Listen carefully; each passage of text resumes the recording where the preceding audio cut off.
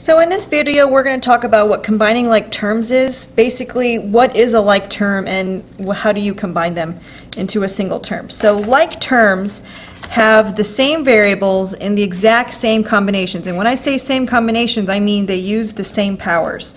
So let's look at a couple of examples of things that are like and things that are not like.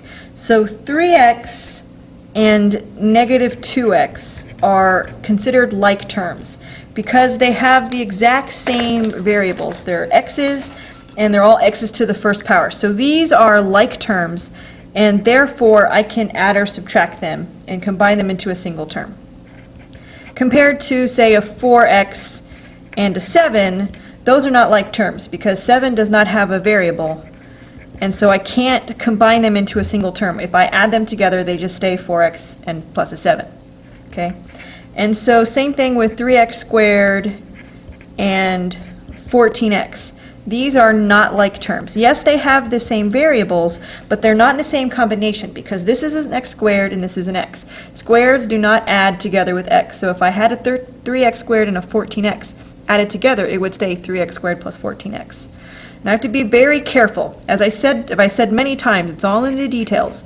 So you have to be super, super conscientious and just not say, oh wait, hey, these things both have x and y and they can be combined, because they can't, because this has an x squared and this has a y squared, and these are not like terms and they cannot be combined.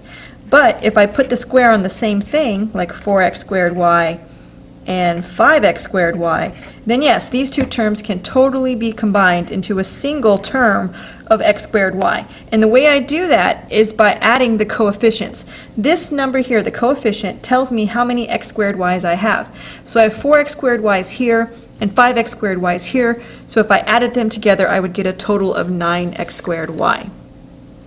And doing that combination, or turning them into a single term, is called combining like terms. It's not a property in itself, because it's not an axiom, because I can prove it. It's actually a combination of several things put together into just this one step. If I have 3x plus 4x plus 5, pause it and see if you can combine the like terms on your own and see if you can get the same answer I get. All right, so I can only combine the things that are like. 3x and 4x are like, so I add the coefficients. I have 3x's and 4x's, which means I get a total of 7x's. 5 can't be combined with it, so I get a 7x plus a 5. And that's my answer. All right, now that's not typical. That's a super basic level example, because typically what I'm going to do is I'm going to add in a whole bunch of different kinds of terms. You have to find the like ones, and I'm going to mix them all up. So you have to use the commutative property to rearrange things in such an order that the like terms are next to each other. So if I look at here, I have three kinds of terms. I have the x terms, the y terms, and the constant terms. And constant terms don't have variables. And so what I want is I want to put the 8x with the x. And so I use the commutative property, and I put them together so they're right next to each other. And then I put the other terms towards the end, because I need variable terms in the front, and I like x's. So now this x here, the one that I accidentally wrote wrong, does have a coefficient. And remember, the coefficient is 1. So if I follow the procedure of adding the coefficients, 8x plus 1x gives me 9x. Now that 4y can't combine with anything, and that 9 can't combine with anything either, and so then this is my simplified example, or simplified answer. So let's look at another example, and this one is another one that you want to try on your own, so pause it after I write the example and try it.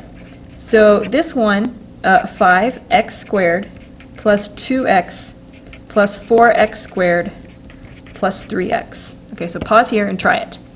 Now, when I want to simplify this, I need to put the like terms together. So 5x squared and 4x squared are like terms. They're both squares, and they're both squares of x, so they can be combined. So I'm going to put them together. And then 2x and 3x can be combined, so I'm going to put those together at the end.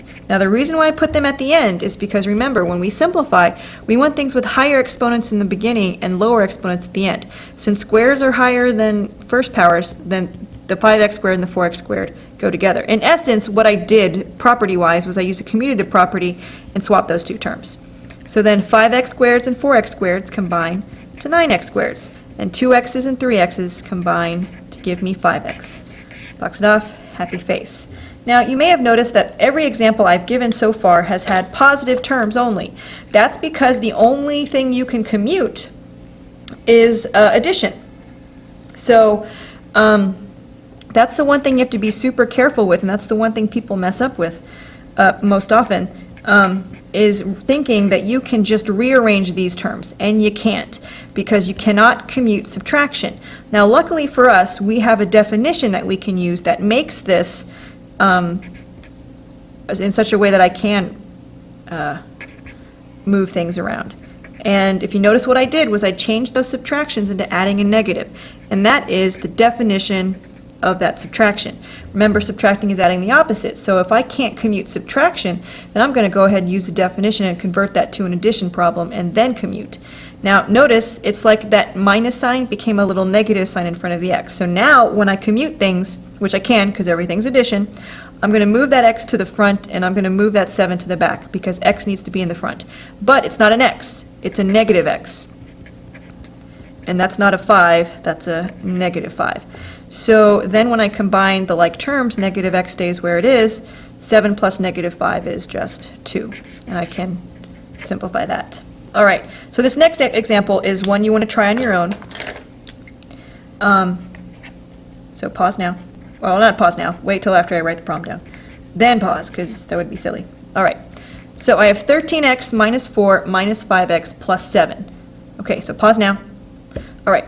Now, if I want to simplify this, I have to rearrange the terms. I really want this 4 back here and the 5 up there with the 13x. But it's subtraction, so I can't commute subtraction. So what I'm going to do is I'm going to rewrite this problem so that it has addition using my definition of subtraction. And now I can swap those two terms. I can put the 13x along with that negative 5x, because remember the sign goes with it. That was the whole point of adding the negative. And then move the negative 4 over here and add a 7. And so then I can combine these guys. 13x plus negative 5x is 8x, and negative 4 plus 7 is 3. So this thing simplified is 8x plus 3. That's combining like terms. Now remember, whenever you have a subtraction, you have to change it to adding the opposite so that you can rearrange things in such a way that the like terms are together.